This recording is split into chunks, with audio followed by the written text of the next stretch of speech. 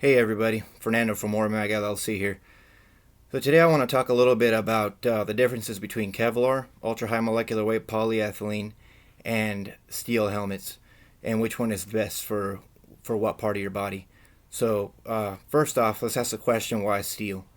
So today steel's becoming pretty popular when it comes to high power rifle body armor. When it comes to plates, for example. So AR 500 steels, if you ever look into different manufacturers or steel mills, the chemical compositions tend to be a little bit proprietary, if you will, across the board. But ultimately, they all get the same hardness, the brittle hardness set rating that makes them classified as AR 500 steel. So I do also want to mention that back in the day, during World War I, World War II, and Vietnam era helmets, the M1 helmets, for example, were made out of a high manganese steel. So it wasn't exactly bulletproof. If you ever see a video of it being shot at, it doesn't do very well. But that was with technology and alloys that were available, or at least the best alloys that we knew of back in the day. So today's modern technology, and with all the decades of experimentation in alloy composition mixtures and whatnot, we're able to achieve much harder levels of steels. And now we have our modern AR 500 and then ultra hard body armor for AR 600 steel. And now that we're in today's day and age, when it comes to steels, now we can make helmets that can outperform ultra high molecular weight polyethylene and Kevlar helmets.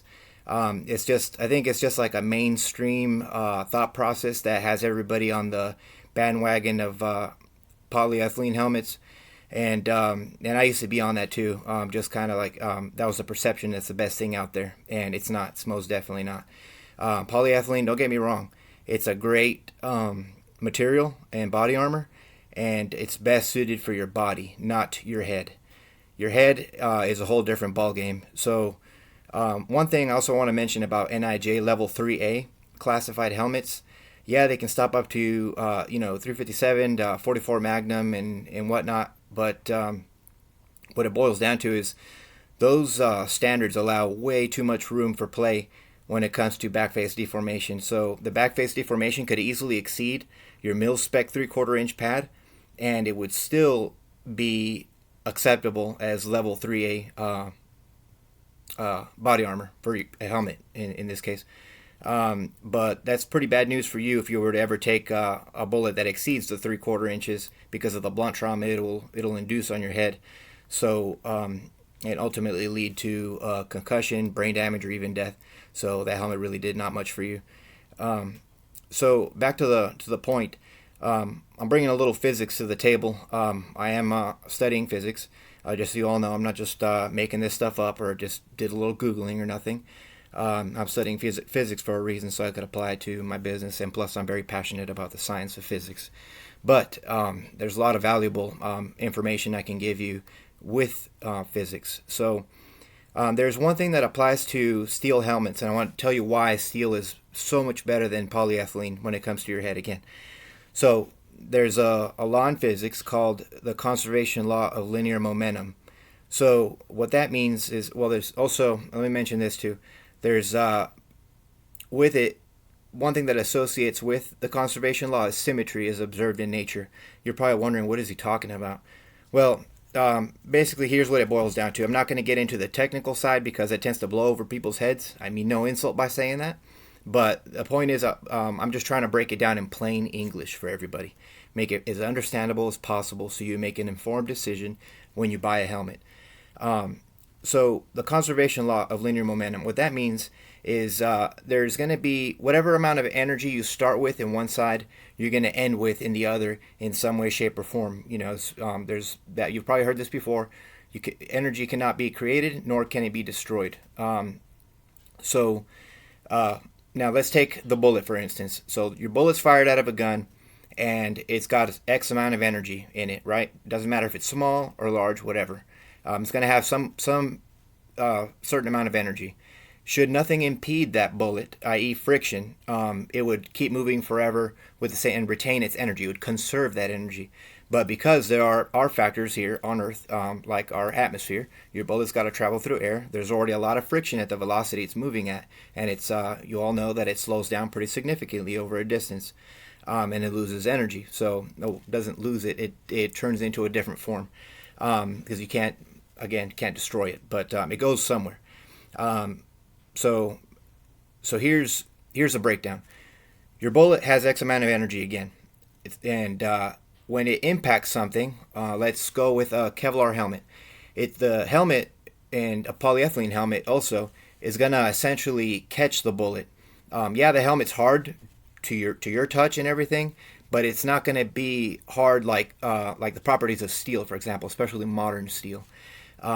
So it's essentially catching the bullet with the way it works. It works as like a netting, if you will, like a soccer ball net kind of thing. And here's the other downfall with these helmets is that they're catching the bullet. So that energy from that bullet is being transferred to the helmet quite significantly. Basically, all that energy for the most part. Some of it's being lost as heat, and some of it's being lost as sound, or being converted to sound, but not very much. It's very minute. So, but the point being is, let's say, just to put a number on it, 99% of that energy is going into the helmet. Let's say it's an ultralight helmet. Well, it doesn't have very much mass to counter that bullet. In other words, it's going to accelerate the helmet instantaneously into your head. So your head's basically taking the blunt trauma there. So it's not doing you very much good in that sense. So when it comes to steel, with the properties of modern steels, and like the M88 steel helmet that I sell, if you haven't seen my videos, you're more than welcome to scroll through my videos and see one video where I compared it to a NIJ Level 3A certified government issue helmet that we use in the military that I've used.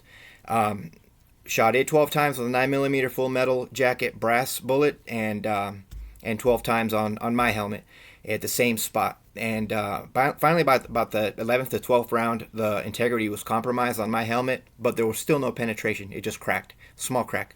You can see the pictures of the results and whatnot on my website. And the Kevlar helmet didn't stand a chance, which I didn't expect it to. It's not designed for multiple consecutive hits on the same area, especially. So basically, one shot and it's done. It's trash.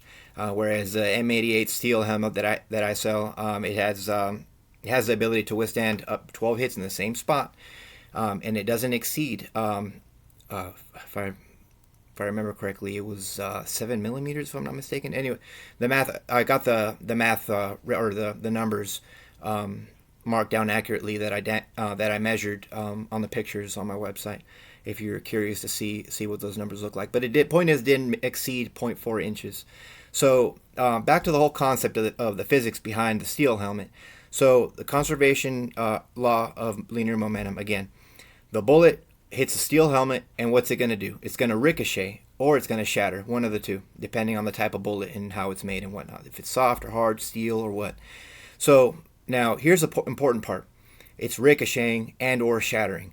So that means that the bullet is retaining or conserving much of the energy it started with, and it's not being transferred to the helmet, and thus it's not giving you resulting in anywhere close to the same amount of blunt trauma as your Kevlar or polyethylene helmet would.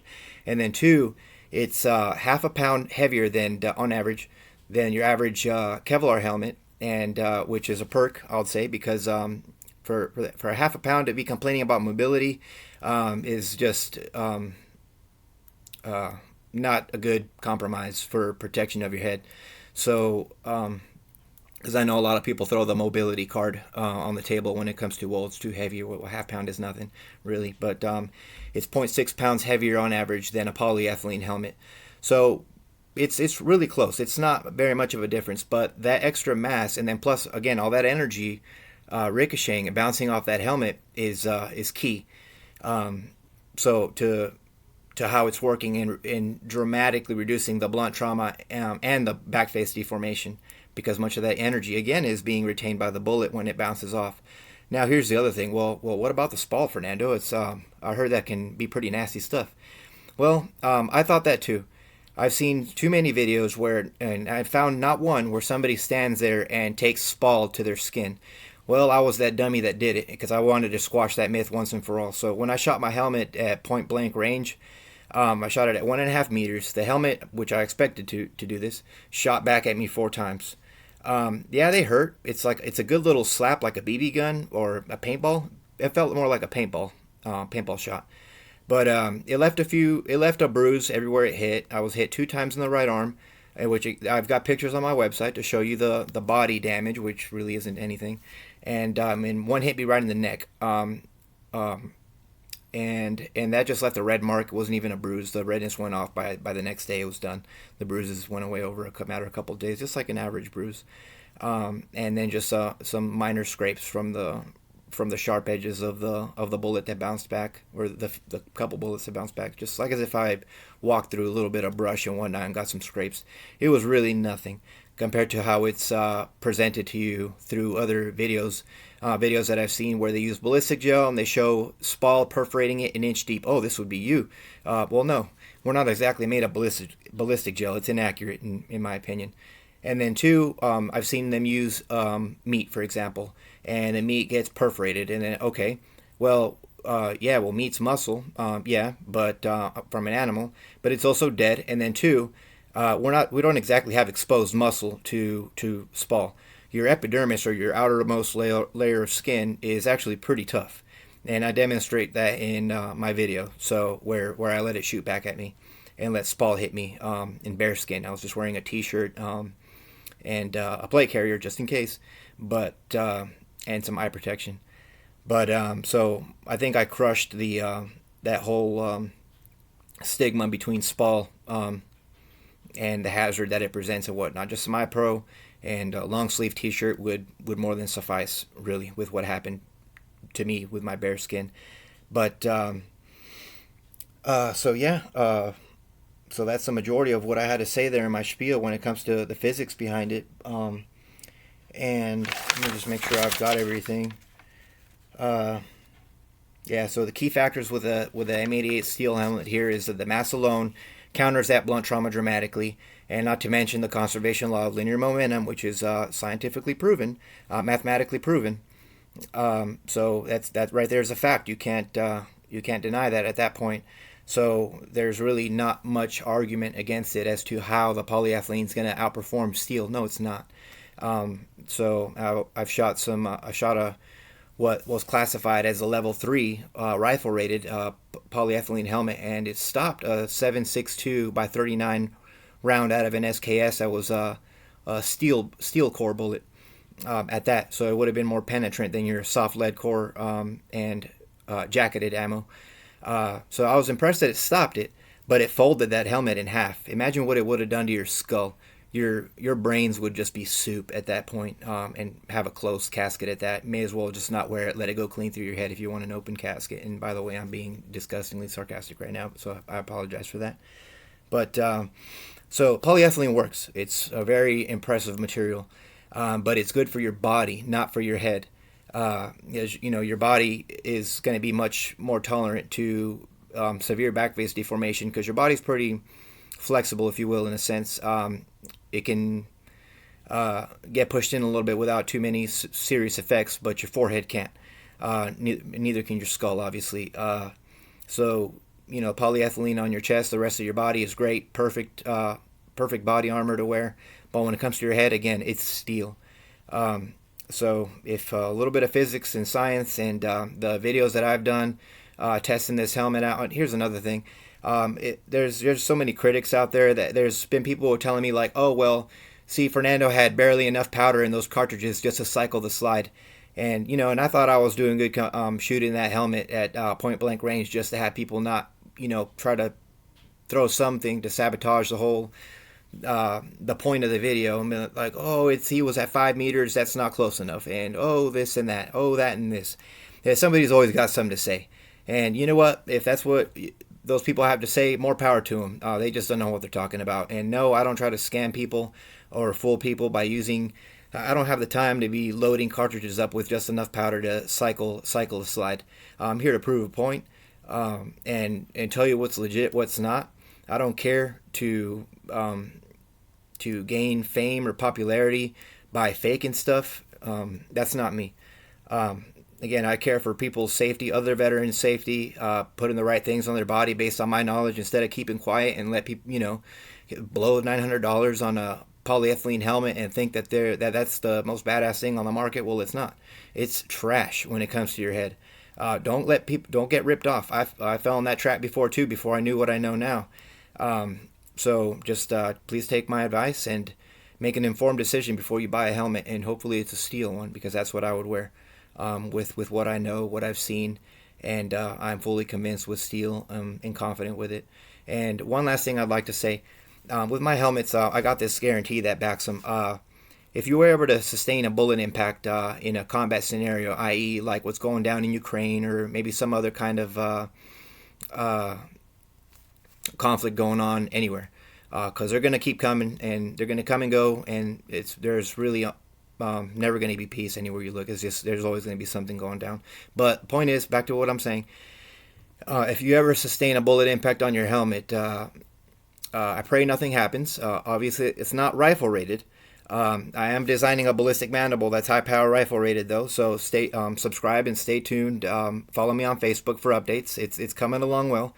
But anyways, so take a video and send me pictures of the damage to the helmet, which won't be very much if it's a pistol cartridge. I can tell you that right now. And I will send you a brand new one free of charge with free shipping to wherever you want me to send it to in the world. So that's my guarantee. Doesn't matter if it's beyond 5 years from when you bought it. Just try to give me some kind of receipt, or I might have a receipt. I'll probably have something historical to be able to track it down and match up your name with what I got, and and get you your replacement helmet. So that's my guarantee behind it. All right, well, thank you for listening to what I had to say, and I hope to see you next time on my next videos. And don't forget to subscribe and follow me on Facebook.